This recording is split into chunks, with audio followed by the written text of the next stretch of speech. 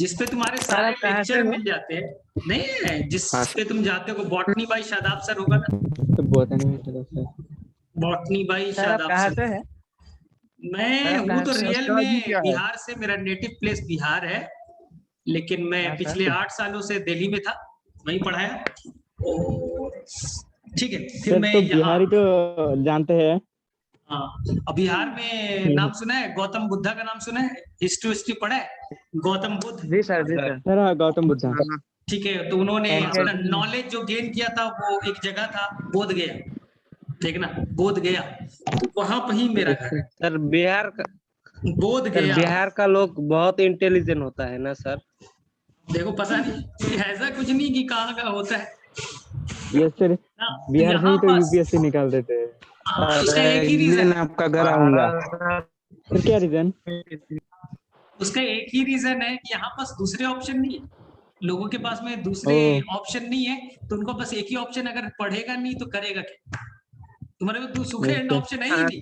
यहाँ के लोगों के पास में फैक्ट्री नहीं है, जमीन नहीं है, सर बिहार कुछ में भी तो नहीं गुंडे भी है। है। तो मैंने बोला यहाँ पर कोई ऑप्शन नहीं है कुछ करने का, तो या तो यस पढ़ो सर। या तो बिगड़ो, दो ऑप्शन है तुम्हारे पास, या तो पढ़ाई करके अच्छे बन जाओ या तो खराब बन जाओ, तो उसमें भी बेस्ट होती है। Yes sir. चलो ठीक है। सर एजुकेशन सिस्टम में कोई डिफरेंट है क्या? नहीं, यहाँ पास सिंपल है, मतलब कि आपके पास में एक ही ऑप्शन है कि आप पढ़ाई करो, मेहनत करो, दूसरा ऑप्शन नहीं है, तो मजबूरी में पढ़ना पड़ता है ना। अगर आपके पास में ऑलरेडी करोड़ों रुपए है, तो आप सोचो क्यों पढ़ाई करें। मेरे पास ऑलरेडी, मेरे पापा के पास अच्छा खासा बिजनेस है, मेरे पापा के पास अच्छा खासा लैंड है ना, मैं खेती कर लूंगा, ये कर लूंगा। लेकिन आपके पास कुछ भी नहीं, तो आपके पास एक ही ऑप्शन है कि आप आगे अगर बढ़ना चाहते हो तो पढ़ाई, उसके अलावा कोई ऑप्शन नहीं। अगर आप असम से अमेरिका जाना चाहते हो, लंदन जाना चाहते हो, सपना देखा होगा, तो एक ही ऑप्शन है पढ़ाई करना, उसके अलावा कोई ऑप्शन नहीं है तुम्हारे पास, तो तुम पढ़ाई करके चांद तक पहुंच सकते हो। लंदन अमेरिका तो बहुत छोटी बात है। चलो ठीक है, हाँ सर। चलिए तो हम लोग आज नया टॉपिक स्टार्ट करें, ठीक है, जिसका नाम होगा यूकैरियोट्स में प्लाज्मा मेम्ब्रेन। चलिए, ये बड़ा टॉपिक है, थोड़ा टाइम लगेगा, थोड़ा डिफिकल्ट भी लग सकता है, टेंशन नहीं लेना है, ठीक है। तो ये बच्चा सेल के बाहर में जो भी एक पतला सा मेम्ब्रेन होता है, ये अंदर में फ्लूइड पार्ट है, इसमें न्यूक्लियस है, माइटोकॉन्ड्रिया, ये सब। तो यहाँ पास एक बाहर में जो थिन एक मेम्ब्रेनस कवरिंग है, इसी को आप कहते हैं बच्चा सीएम, सेल मेम्ब्रेन। इसी को बच्चा कहते हैं प्लाज्मा मेम्ब्रेन, ठीक है। इसी को आप कहिएगा प्लाज्मा लेमा कह सकते हैं, इसी को आप कह सकते हैं प्लाज्मा लेमा, प्लाज्मा लेमा, ठीक है। कैसा होता है नेचर वाइज, ये कैसा है?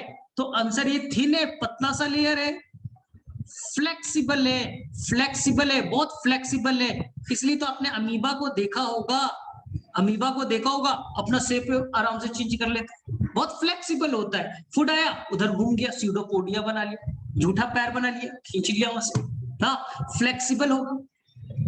एनसीईआरटी जब पढ़िएगा बच्चा, तो एक वर्ड नया मिलेगा, क्वासी फ्लूइड नेचर का होगा, क्वासी फ्लूइड नेचर का। बोले ये क्या है सर, क्वासी फ्लूइड क्या होता है? क्वासी का मतलब होता है बेटा हाफ, आधा, यानी कि ये जो स्ट्रक्चर है ना सॉलिड है ना लिक्विड है, प्लाज्मा मेम्ब्रेन ना प्योर सॉलिड है ना प्योर लिक्विड है, हाफ है। कहने का मतलब बेटा, जैसे हनी देखा होगा, शहद देखा होगा ना, ये जेल देखा होगा ना, बस उसी के तरह होता है, ना वो सॉलिड है ना वो लिक्विड है। अगर सॉलिड होता तो फ्लेक्सिबल नहीं रह पाता, फिर अपना शेप को चेंज नहीं कर पाता, फिर अमीबा जो है वो कैसे अपने आप को चेंज कर पाता, हो ही नहीं पाता ना। इसलिए इसे ना सॉलिड बनाया गया ना लिक्विड बनाया गया, दोनों के बीच में जेल लाइक स्ट्रक्चर बना दिया गया, जैसे आपने हनी शहद को देखा होगा, ठीक है, ये याद रखिए। चलिए अब देखिए, ये जो प्लाज्मा मेम्ब्रेन है बच्चा, वो हर सेल में पाया जाएगा, वो प्रोकैरियोटिक हो, यूकैरियोटिक हो, प्लांट हो, एनिमल हो, हर जगह पाया जाएगा। इसलिए ये यूनिवर्सल लेयर कहलाएगा। यूनिवर्सल कहने का मतलब ये हर जगह पाया जाएगा, हर सेल में। ऐसा दुनिया का कोई सेल नहीं है जहां ये एब्सेंट होगा, सभी के अंदर पाया जाना मस्ट है। हो सकता है कुछ जगह न्यूक्लियस एब्सेंट हो, माइटोकॉन्ड्रिया एब्सेंट हो, लेकिन सेल मेम्ब्रेन तो सभी के अंदर में पाया जाना मस्ट है, यूनिवर्सल। और यहाँ पर बहुत सारे रिएक्शन होते रहते हैं ना, इसलिए यहाँ पर क्या कहेंगे, ये लिविंग नेचर का है, ऑर्गेनिज्म नहीं बोल रहा हूँ, बोल रहा हूँ यहाँ पर बहुत सारे लिविंग मतलब रिएक्शन होते रहते हैं, जिसके अंदर रिएक्शन होता है वो लिविंग होता है, तो इसे हम लोग लिविंग नेचर का कहेंगे, लिविंग नेचर का कहेंगे ना, क्योंकि यहाँ पर बहुत सारे रिएक्शन होते रहते हैं। ठीक, अगर सेल वॉल आएगा तो बोलिएगा डेड है, डेड है, वहां कोई रिएक्शन नहीं होता, वहां रिएक्शन वगैरह नहीं होते, यहाँ होते रहते हैं बच्चा। क्यों, समझिए, जब आप एनसीईआरटी पढ़िएगा, आपने 9th में भी पढ़ा होगा, 10th में भी पढ़ा होगा, हो सकता है 6th में भी पढ़ना था, जो प्लाज्मा मेम्ब्रेन है, कहीं कहीं पे एनसीईआरटी बोलेगा बच्चा वो सेमी परमिएबल है, सेमी परमिएबल है। सर ये क्या होता है, सीखेंगे, कहीं कहीं पे पढ़िएगा बच्चे लोग, ये सेमी परमिएबल है, सेमी परमिएबल क्या होता है अभी पढ़िएगा। और कहीं कहीं लिखेगा बच्चा सिलेक्टिवली परमिएबल है, सिलेक्टिवली परमिएबल है, सिलेक्टिवली परमिएबल है। सर ज्यादा बेटर कौन है, एनसीईआरटी में दोनों दे रखा है, कुछ जगह पे लिखा है ये सेमी परमिएबल है, कुछ जगह लिखा है सिलेक्टिवली परमिएबल है। आप आंसर बताइएगा, कॉन्सेप्ट पहले मैं बता देता हूं, सेमी परमिएबल क्या होता है, सिलेक्टिवली क्या होता है, फिर आप डिसाइड कीजिएगा कि रियल में है क्या। ध्यान से देखिएगा, ये एक बच्चा मेम्ब्रेन है, ये एक लेयर है, मेम्ब्रेन है, ध्यान से सुनिए, इससे बच्चा लोग वाटर क्रॉस कर सकता है, इससे बच्चा वाटर को हम लोग कहते हैं सॉल्वेंट, वाटर आसानी से क्रॉस कर सकता है, सॉल्वेंट क्रॉस कर सकता है। साथ साथ बच्चा कोई भी सॉल्यूट, सोडियम हो, पोटेशियम हो, शुगर हो, एमाइनो एसिड हो, कोई भी बच्चा क्रॉस कर सकता है। वाटर तो क्रॉस कर ही रहा है, कोई भी बच्चा सॉल्यूट भी, जैसे sodium, potassium, calcium, sugar, amino acid, कोई भी सब्सटेंस, उसे सॉल्यूट कहते हैं, सब्सटेंस को सॉल्यूट कहते हैं, वो क्रॉस कर सकता है। ऐसे मेम्ब्रेन को हम लोग कहेंगे प्योर परमिएबल, ऐसे मेम्ब्रेन को कहेंगे बच्चा प्योर परमिएबल। सर ये क्यों होता है प्योर परमिएबल है बच्चा लोग, सेल वॉल से वाटर आसानी से क्रॉस कर सकता है, कोई मनाहट नहीं है, कोई भी बच्चा कोई भी सब्सटेंस भी क्रॉस कर सकता है, सोडियम हो, पोटेशियम हो, कैल्शियम, कुछ भी क्रॉस कर सकता है। सेल वॉल प्योर परमिएबल है, याद रखिएगा। चलिए अब आ जाइए दूसरे मेम्ब्रेन पे देखिए, यहां इससे 100% वाटर यानी सॉल्वेंट क्रॉस कर सकता है, कोई मनाहट नहीं है, वाटर तो क्रॉस करेगा, लेकिन इससे बच्चा कोई सॉल्यूट क्रॉस नहीं करेगा, कोई सॉल्यूट को क्रॉस नहीं करने देगा, सॉल्यूट जीरो, कोई सॉल्यूट क्रॉस नहीं करेगा, सोडियम हो, पोटेशियम हो ना, शुगर हो, सॉल्ट हो, कुछ भी क्रॉस नहीं करेगा, तो केवल वाटर क्रॉस करेगा। ऐसे मेम्ब्रेन को सेमी परमिएबल कहते हैं, जिससे केवल वाटर क्रॉस करेगा, कोई भी सॉल्ट, शुगर, सॉल्यूट क्रॉस ना करे, सेमी परमिएबल। चलिए थर्ड पढ़े,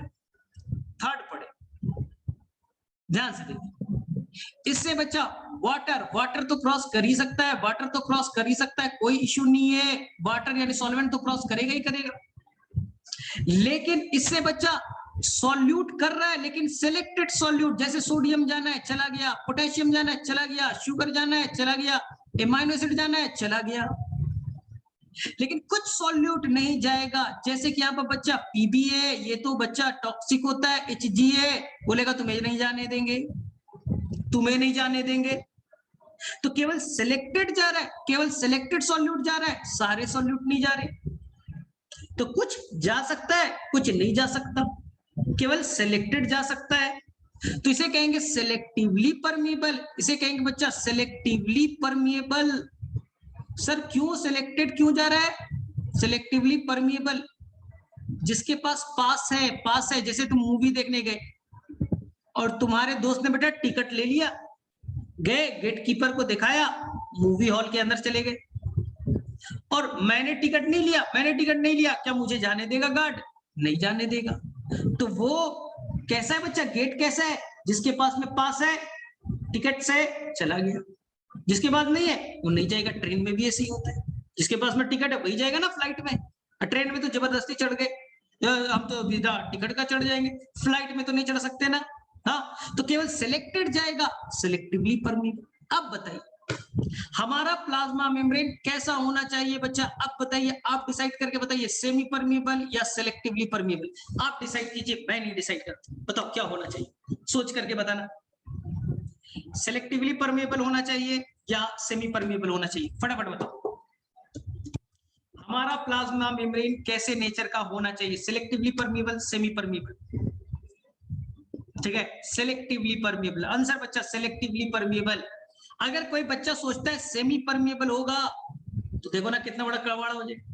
अगर तुम सोचते हो बेटा केवल सेमी परमिएबल, केवल वाटर जाएगा, केवल बच्चा वाटर जाएगा और कोई सॉल्यूट ना जाए, कोई सॉल्यूट ना जाए, शुगर नहीं जाएगा, एमाइनो एसिड नहीं जाएंगे, सोडियम नहीं जाएगा। अरे अंदर में कोई शुगर, कोई बेटा कीटायन, एनायन, सॉल्ट नहीं जाएगा, क्या होगा? सेल ही मर जाएगा। अरे सेल के अंदर में कोई फूड नहीं है, शुगर नहीं है, कोई एमाइनो एसिड नहीं है, कोई सोडियम नहीं है, कोई सॉल्ट नहीं है, कीटायन नहीं है, एनायन है, सेल जिंदा कैसे रहेगा? केवल पानी लेकर के जिंदा रहेगा क्या? केवल पानी से जिंदा रहेगा क्या? हाँ, इसलिए बच्चा, इसलिए हमारे मेम्ब्रेन को बोला गया जो अच्छा चीज है अंदर ले लो, जो टॉक्सिक है उसको बेटा भगा दो, उसको टॉक्सिक है भगा दो भाई, तेरा कोई काम नहीं है, आज भाग यहाँ से। तो केवल सिलेक्टेड सब्सटेंस अंदर जाएगा, सभी नहीं जाएंगे। इसलिए हमारा मेम्ब्रेन बच्चा, अगर दोनों ऑप्शन आ जाए, selectively permeable and semi permeable, आप क्या चुनिएगा? सिलेक्टिवली परमिएबल, हाँ, सेमी परमिएबल नहीं। लेकिन हालांकि एनसीईआरटी में लिखा है एक जगह, आगे के चैप्टर्स में, आप प्रेफरेंस किसे दीजिएगा? Selectively permeable. चलिए हो गया जी, ये समझ गए। चलिए अब हम लोग बातें करें, सर ये प्लाज्मा मेम्ब्रेन आखिर बना किस चीज से? देखिए ध्यान सुनिए, ये देखिए बच्चा, हमें प्लाज्मा मेम्ब्रेन पढ़ना है, साइंटिस्ट को प्लाज्मा मेम्ब्रेन पढ़ना था, मेम्ब्रेन पढ़ना था, उन्होंने बाहर में ये है ना प्लाज्मा मेम्ब्रेन, उन्होंने क्या किया? इसे निकालने की कोशिश की। पढ़ना है ना, माइक्रोस्कोप में देखना है, तो हम प्लाज्मा मेम्ब्रेन को पहले आइसोलेट करें, निकालें।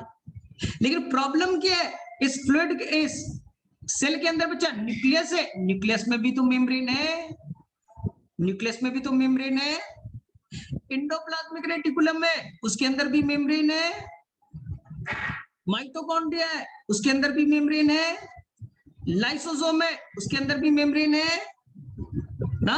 हमारे अंदर मेम्ब्रेन बॉन्ड ऑर्गेनल्स तो होते हैं ना। अब देखिए साइंटिस्ट को चाहिए था ये वाले प्लाज्मा मेम्ब्रेन का स्टडी करना, लेकिन हमारे अंदर मेम्ब्रेन यहां भी है, यहां भी मेम्ब्रेन है। तो साइंटिस्ट लोगों ने कुछ केमिकल यूज किया, केमिकल यूज किया तो सारे मेम्ब्रेन अलग हो गए। अब अलग हो गए तो प्रॉब्लम क्या हुआ? प्लाज्मा मेम्ब्रेन भी आ गया, प्लाज्मा मेम्ब्रेन भी आ गया और बाकी मेम्ब्रेन भी आ गए, गोल्जी बॉडी का भी मेम्ब्रेन आ गया, माइटोकॉन्ड्रिया का भी मेम्ब्रेन आ गया, तो अब सेल ऑर्गेनल्स के भी मेम्ब्रेन आ गए। तो साइंटिस्ट कंफ्यूज हो गए, हमें तो बस बाहर वाले मेम्ब्रेन का डिटेल स्टडी करना था, लेकिन ये तो अंदर वाला मेम्ब्रेन भी साथ में आ गया, तो क्या करें भाई? साइंटिस्ट लोग चाह रहे थे हमें केवल बाहर का मेम्ब्रेन पढ़ना है, तो किसी ने बताया अरे भाई साइंटिस्ट तो सोचते क्यों नहीं, आरबीसी को पढ़ लो, आरबीसी को पढ़ लो। अरे आरबीसी तो खोखला है, अरे आरबीसी के अंदर में न्यूक्लियस नहीं है, आरबीसी के अंदर माइटोकॉन्ड्रिया नहीं है, आरबीसी के अंदर एंडोप्लाज्मिक रेटिकुलम नहीं है, अंदर से तो खोखला है ना। मैच्योर आरबीसी आपको बताया तो था, इसके अंदर में न्यूक्लियस नहीं होते, सेल ऑर्गेनल भी नहीं होते। तो हमें अब केमिकल डालो, केवल और केवल किसका मेम्ब्रेन आएगा? केवल बच्चा प्लाज्मा मेम्ब्रेन ही आइसोलेट होगा, सेपरेट हो जाएगा, फिर आराम से इस मेम्ब्रेन को, इस प्लाज्मा मेम्ब्रेन को स्टडी कर लो। इसलिए सबसे पहली बार जो प्लाज्मा मेम्ब्रेन पे स्टडी किया गया वो किसका था बच्चा? आरबीसी का। आपके एनसीईआरटी में किसके मेम्ब्रेन का फिगर बना है? आरबीसी का। आपके मेम्ब्रेन एनसीईआरटी में बच्चा किसका? फिगर बना है, किसका डिटेल स्ट्रक्चर दिया है, किसे पढ़ना है, आरबीसी की मेम्ब्रेन, क्योंकि आरबीसी खोखला है, अंदर में कोई दूसरे मेम्ब्रेन नहीं है, तो गड़बड़ हो जाता, उसका मेम्ब्रेन थोड़ा अलग है, बाहर का मेम्ब्रेन अलग है, साइंटिस्ट कंफ्यूज हो जाते। इसलिए उन्होंने जानबूझ करके आरबीसी के मेम्ब्रेन को ही स्टडी किया, क्योंकि खोखला था वो। सेकंड, मेम्ब्रेन बच्चा बहुत पतला है, थीन और फ्लेक्सिबल बता रखा है, इसलिए हम सिंपल माइक्रोस्कोप से, जो बच्चा ग्राम स्टेनिंग वगैरह पढ़ा था ना, वो सब माइक्रोस्कोप से नहीं देख सकते, वो सिंपल माइक्रोस्कोप था, वो बच्चा सिंपल माइक्रोस्कोप था, उससे नहीं देखना है आपको, उससे नहीं देखना है, दिखेगा ही नहीं, इतना पतला है। आपको एक स्पेशल माइक्रोस्कोप चाहिए बच्चा, बहुत महंगा आता है, और हो सकता है आसाम में केवल गुवाहाटी में ही हो, बहुत कम जगह पे होगा, उसका नाम है बच्चा इलेक्ट्रॉन माइक्रोस्कोप। इलेक्ट्रॉन माइक्रोस्कोप, तभी हम छोटे छोटे स्ट्रक्चर को भी देखने लगे, इलेक्ट्रॉन माइक्रोस्कोप, छोटे स्ट्रक्चर को भी हम देख सकते हैं, इलेक्ट्रॉन माइक्रोस्कोप याद रखिए ना। इलेक्ट्रॉन माइक्रोस्कोप लगभग बच्चा 1950s में डिस्कवर्ड हुआ, लगभग, वो तो पहले गया था, लेकिन रियल फंक्शन बच्चा उसको यूज करना हमें आता ही नहीं था, उसका डिटेल कैसे पढ़ा जाए हमें नहीं आता था। तो 1950 के बाद में हमने प्लाज्मा मेम्ब्रेन का रियल स्ट्रक्चर पता किया, रियल स्ट्रक्चर बच्चा 1950 के बाद में पता चला। अब पढ़िएगा बच्चा, 1972 में साइंटिस्ट ने बताया रियल में प्लाज्मा मेम्ब्रेन कैसा दिखता है। आप बोलोगे इतना दिनों के बाद, अरे सेल तो 1665 में डिस्कवर्ड हो गया था ना, न्यूक्लियस 1831 में डिस्कवर्ड हो गया ना, 1838 में सेल थ्योरी आ गया, और ये 1970 इतने दिनों के बाद प्लाज्मा मेम्ब्रेन का रियल स्ट्रक्चर पता चला। क्यों बच्चा? पतला है, और पतला है तो देखोगे कैसे, सिंपल माइक्रोस्कोप से नहीं दिखेगा, इसलिए हमें स्पेशल माइक्रोस्कोप चाहिए ना, इलेक्ट्रॉन माइक्रोस्कोप। बहुत टाइम लगा प्लाज्मा मेम्ब्रेन के रियल स्ट्रक्चर जानने में, बहुत टाइम लगा बच्चा, जो 1972 में दो साइंटिस्ट ने किया बच्चा, बहुत फेमस नाम है, सिंगर एंड निकोलसन। सिंगर को तो आप याद ही कर लोगे, सिंगर तो बच्चा एक बार में याद हो जाएगा, सिंगर एंड निकोलसन, ये आपको एनसीईआरटी में मिलेगा। उन्होंने बेटा सबसे बेस्ट मॉडल बताया, बाकी लोग भी बताते थे, गलत बता देते थे, क्योंकि माइक्रोस्कोप तो था नहीं, कुछ भी तुक्का मार दिया, लेकिन रियल स्ट्रक्चर बताया, मोस्ट एक्सेप्टेबल स्ट्रक्चर किसने बताया? Singer and Nicolson. चलिए, यहां तक क्लियर है सभी को? फटाफट बोलो बच्चे लोग, हैंड रेस करो, सभी को क्लियर है यहां तक? ठीक है, इलेक्ट्रॉन माइक्रोस्कोप किसने, हाँ, राइबोसोम में मेम्ब्रेन नहीं होता बच्चा, बोला है। यूकैरियोट्स में केवल और केवल, यूकैरियोट्स में बच्चा केवल और केवल राइबोसोम और बच्चा सेंट्रियोल, जिसे हम लोग सेंट्रोसोम भी कहते हैं, सेंट्रियोल, इसे हम लोग एक और नाम सेंट्रोसोम भी कहते हैं, इसमें मेम्ब्रेन नहीं होता। ये आपको मैंने पहले भी बताया है, भूलना नहीं है, एक एक चीज को बच्चा अच्छे से याद रखना है, अच्छे से याद रखना है। चलिए, जो मेम्ब्रेन से कवर्ड नहीं है, इसके अलावा जो भी होगा मेम्ब्रेन से कवर्ड होंगे। गोल्जी बॉडी कवर्ड होगा, एंडोप्लाज्मिक रेटिकुलम कवर्ड होंगे, सारे ऑर्गेनल्स कवर्ड होंगे, ठीक है। हाँ, वो भी मेम्ब्रेन से कवर्ड है, लेकिन उनका मेम्ब्रेन और प्लाज्मा मेम्ब्रेन थोड़े अलग नेचर के, थोड़े अलग नेचर। चलिए ठीक है, वो भी मेम्ब्रेन, वही वैसे ही मेम्ब्रेन वो भी। चलिए अब ध्यान से देखिए, हाँ सेल में, अरे भाई मारूंगा अभी थप्पड़ में, cell membrane is equal to plasma membrane, या लिखा नहीं, CM cell membrane, plasma membrane, plasmalemma, same चीज यार, सेम चीज ना, अभी तो बताया, कैसे तुम लोग भूल जाते हैं।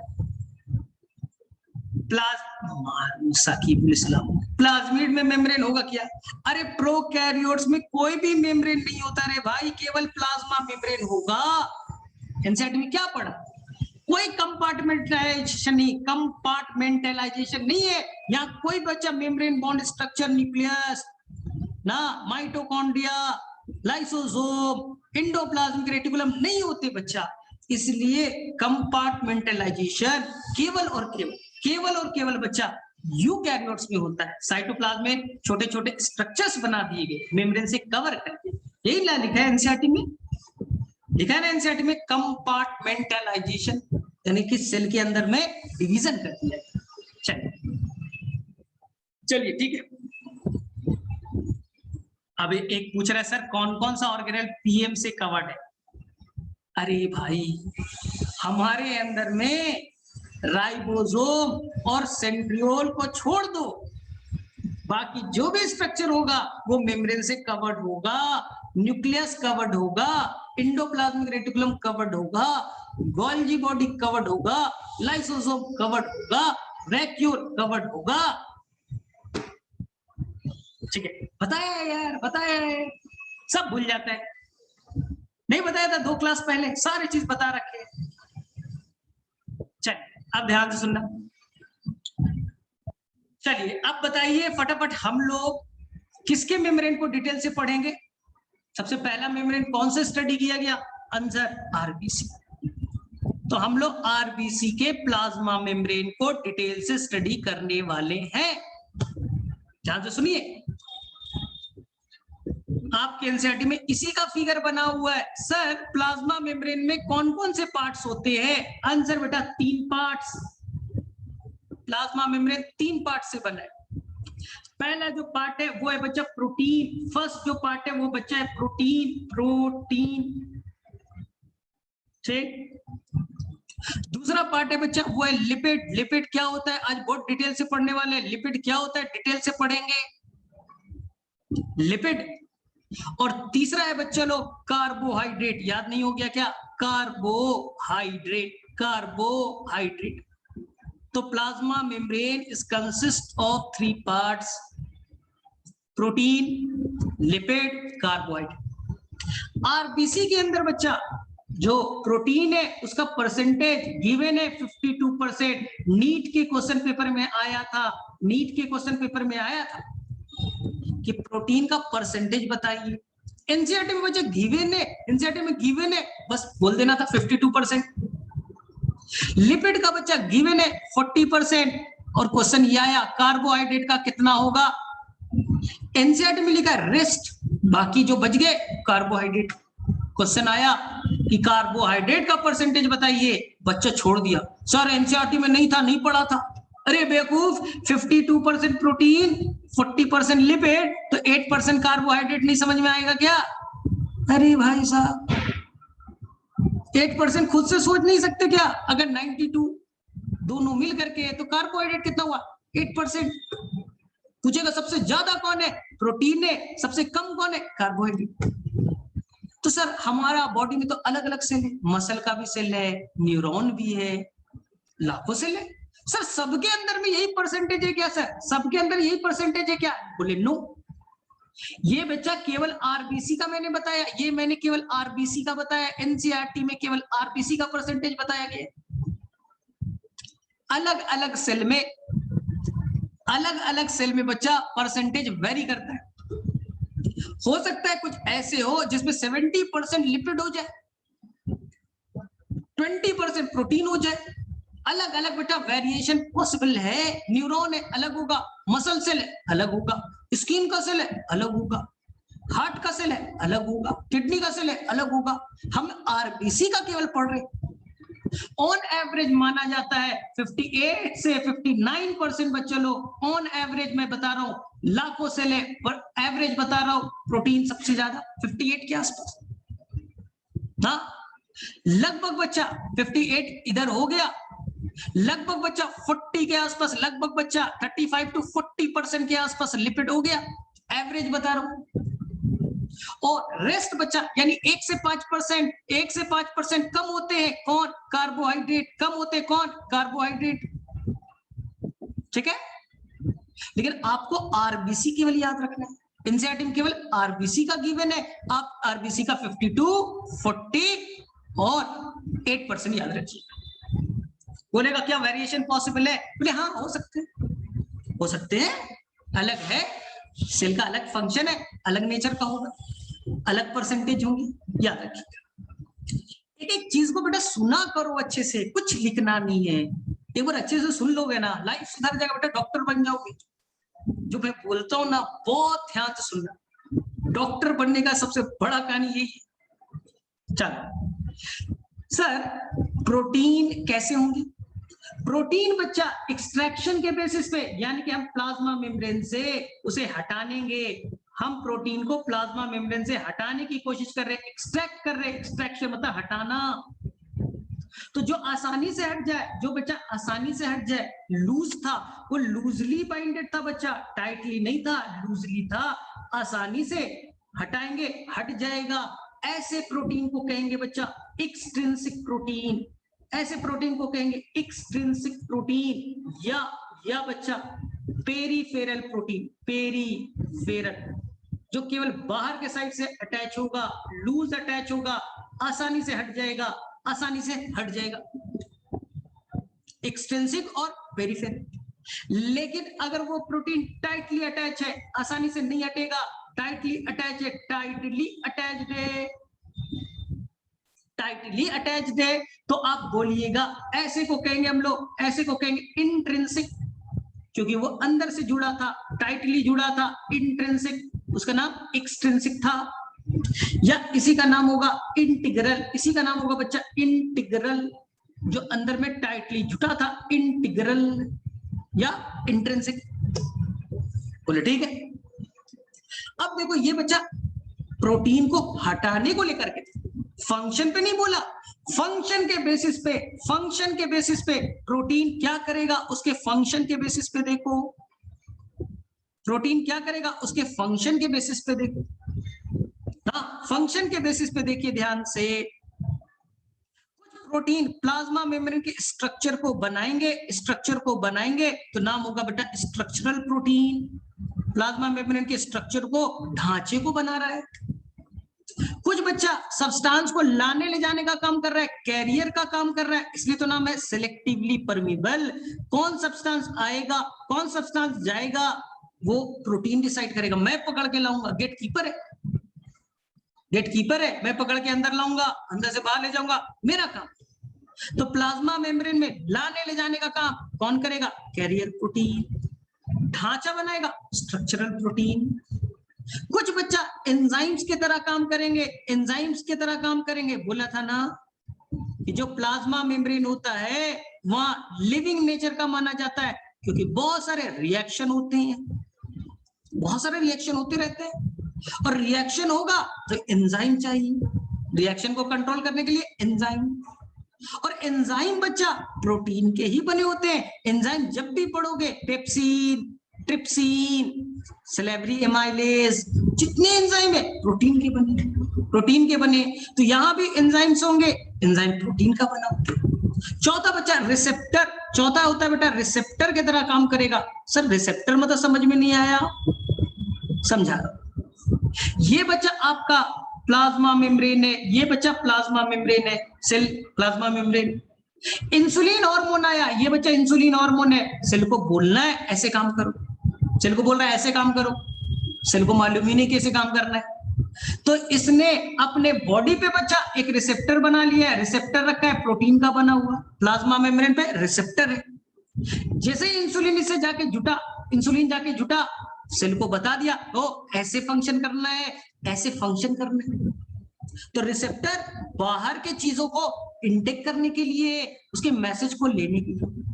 बताया था ना कोरोना वायरस में बच्चा यही रिसेप्टर होता है, यही रिसेप्टर था जिससे कोरोना वायरस आके फिट हो गया और बेटा हमें बीमारी कॉज कर दी थी ना। यही रिसेप्टर बेटा कोई काम के लिए था, प्लाज्मा मेम्ब्रेन पे जा करके कोरोना वायरस जाके जुड़ गया उससे और अंदर चला गया ना। तो रिसेप्टर बाहर से मैसेज लेने के लिए होता है। तो क्लियर हो गया सभी को।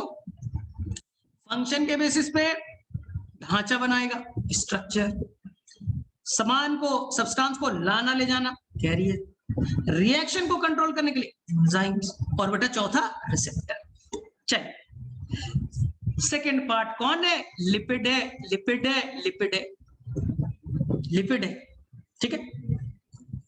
अब ध्यान से सुनना, ध्यान से सुनना। लिपिड कैसा होगा? Answer phospholipid. फॉस्फोलिपिड। सर ये क्या होता है फॉस्फोलिपिड, बताओ पहले, बहुत डिटेल से पढ़ेंगे, आज ही पढ़ेंगे। फॉस्फोलिपिड कहने का मतलब ये बच्चा लिपिड है, ये लिपिड है, उसमें फास्फोरस जुड़ गया, उसमें बेटा फास्फोरस जुड़ गया तो नाम पड़ा फॉस्फोलिपिड। उसका नाम क्या पड़ा बेटा? फॉस्फोलिपिड। फास्फोरस जुड़ गया का लिपिड में, ठीक है। अब ध्यान से सुनना, सर ये फॉस्फोलिपिड बाद में बताइए। सर लिपिड क्या होता है बताओ ना पहले, लिपिड क्या होता है? बेटा तुम्हारे घर में घी है, हाँ, डालडा है, हाँ, तेल है, हाँ, खाने वाली तेल बच्चा, या सर में लगाने वाला कोई भी तेल हो, दुनिया का कोई भी तेल हो, बटर हो, सब बेटा लिपिड है, सभी कोई लिपिड है, सभी लोग बेटा लिपिड है, सभी लिपिड है। लेकिन जो रूम टेम्परेचर पे बच्चा, अभी रूम टेम्परेचर मान लो 25 डिग्री सेल्सियस पे, 25 डिग्री सेल्सियस है, 25 डिग्री सेल्सियस टेम्परेचर है, उस टेम्परेचर पे जो बेटा सॉलिड रहेगा, जैसे रूम टेम्परेचर पे घी सॉलिड होता है, डालडा सॉलिड होता है, बटर सॉलिड होते हैं, जो बेटा सॉलिड रहेगा उसे लिपिड के, उसे बेटा हम लोग फैट्स कहेंगे, उसे क्या कहेंगे? फैट्स कहेंगे। और जो लिक्विड होगा उसे ऑयल कहेंगे, जो लिक्विड होगा ऑयल कहेंगे। यानी फैट्स ऑयल एक तरह के लिपिड है, फैट्स ऑयल एक तरह का बच्चा लिपिड है। हमारा प्लाज्मा मेम्ब्रेन लिपिड से ही बना है। सर फॉस्फोलिपिड का स्ट्रक्चर कैसा होगा पूरा डिटेल में अभी चाहिए, टेंशन मत लीजिए, टेंशन मत लीजिए। तो लिपिड दो तरह के, एक तो हो गया बच्चा फॉस्फोलिपिड और दूसरा है बच्चे लोग कोलेस्ट्रॉल। शायद नाम पहली बार सुना होगा या पहले आपने सुना होगा बच्चा कोलेस्ट्रॉल। आपके एनसीईआरटी में फिगर में बना है बच्चा कोलेस्ट्रॉल। कोलेस्ट्रॉल क्या करता है पढ़ेंगे, कोलेस्ट्रॉल क्या करता है हम डिटेल से पढ़ेंगे, टेंशन वाली बात नहीं है। तो दो तरह के लिपिड है, फॉस्फोलिपिड जिसमें फास्फोरस अटैच है, और दूसरा बेटा कोलेस्ट्रॉल, ठीक है। कोलेस्ट्रॉल का काम पढ़ेंगे ना, अभी टेंशन का ही नहीं। चलिए तीसरा बच्चा कार्बोहाइड्रेट। यहां देखिए कार्बोहाइड्रेट को मैं लिखूंगा शॉर्ट फॉर्म में बेटा CH, पूरा फुल फॉर्म लिखने का जगह नहीं है ना, CH लिखिए। अगर बच्चा प्लाज्मा मेम्ब्रेन में प्रोटीन है, प्लाज्मा मेम्ब्रेन में प्रोटीन है, प्रोटीन के ऊपर में कुछ बच्चा कार्बोहाइड्रेट आ गया, CH आ गए, कार्बोहाइड्रेट आ गए, CH यानी कार्बोहाइड्रेट आ गए, प्रोटीन के ऊपर में कार्बोहाइड्रेट आ गया, तो ये स्ट्रक्चर बनेगा बच्चा ग्लाइको, ग्लाइको मतलब शुगर, ग्लाइको प्रोटीन। क्या बनेगा? Glyco protein. देखो नाम में लिखा ना, ग्लाइको मतलब शुगर, शुगर प्रोटीन से जुड़ गया तो ग्लाइको प्रोटीन बन गया। तो बोलेंगे ये कार्बोहाइड्रेट कैसा है? बोले ग्लाइको प्रोटीन है, प्रोटीन से जुटा हुआ है ना शुगर, तो बोलेंगे ग्लाइको प्रोटीन। इसी तरह से अगर प्रोटीन से लिपिड जुड़ गया, प्रोटीन से कौन जुड़ गया? लिपिड जुड़ गया, लिपिड जुड़ गया, प्रोटीन से कौन जुड़ गया? लिपिड। तो इसे हम लोग कहेंगे, एक मिनट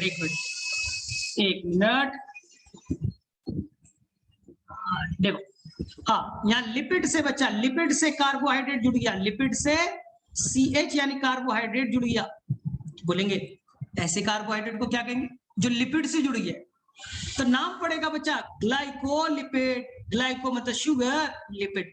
अगर लिपिड से शुगर जुड़ गया, कार्बोहाइड्रेट जुड़ गया, ग्लाइकोलिपिड। अगर वो प्रोटीन से जुड़ गया तो नाम ग्लाइकोप्रोटीन, नाम बच्चा ग्लाइकोप्रोटीन। ठीक है, क्लास एंड होगा, फिर से रिज्वाइन करेंगे। तब तक 2 मिनट में फिर से बच्चा मैं सारा का सारा एक बार तुमसे पूछ लेता हूं, एक रिवीजन करा देता हूं। चलिए आंसर बताइएगा, आंसर बताइएगा। सबसे पहला मेम्ब्रेन जिसपे स्टडी किया गया, बताइए सबसे पहला मेम्ब्रेन जिसपे स्टडी किया गया, बताइए उसका नाम। किस मेम्ब्रेन पे सबसे पहली बार साइंटिस्ट लोगों ने स्टडी किया था? किस मेम्ब्रेन पे? तो बोलिएगा RBC के मेम्ब्रेन पे, RBC के मेम्ब्रेन पे। चलिए बताइए ध्यान से बताइएगा। प्लाज्मा मेम्ब्रेन में 3 कंपोनेंट मेनली पाए जाते हैं, नाम बताइए। प्लाज्मा मेम्ब्रेन में मेनली 3 कंपोनेंट पाए जाते हैं, नाम बताइए।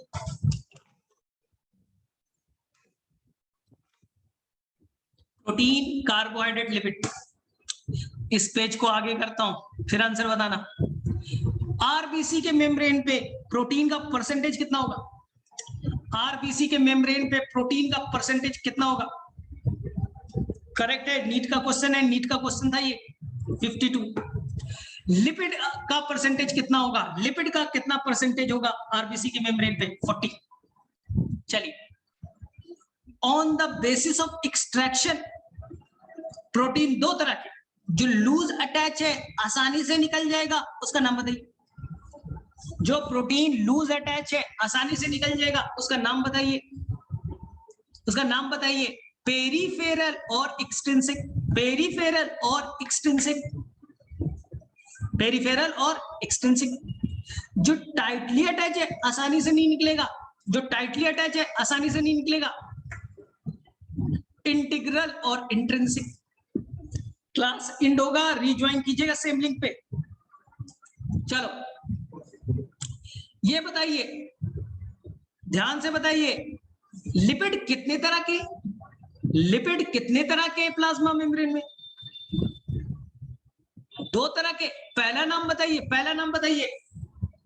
पहला जिसमें फास्फोरस अटैच हो गया, फॉस्फोलिपिड, फॉस्फोलिपिड, फॉस्फोलिपिड। ठीक है, ठीक है। दूसरा बताइए बच्चा, दूसरा नाम कोलेस्ट्रॉल, कोलेस्ट्रॉल, कोलेस्ट्रॉल। एनसीईआरटी में देखिएगा, फिगर में बना है कोलेस्ट्रॉल, कोलेस्ट्रॉल बना है। ठीक है, क्लास इंड होगा, रिज्वाइन करेंगे, फिर आगे में नया चीज सीखेंगे, केमिस्ट्री सिखाऊंगा। अब बच्चा हम लोग प्लाज्मा मेम्ब्रेन का केमिस्ट्री वाला पार्ट पढ़ने वाले हैं।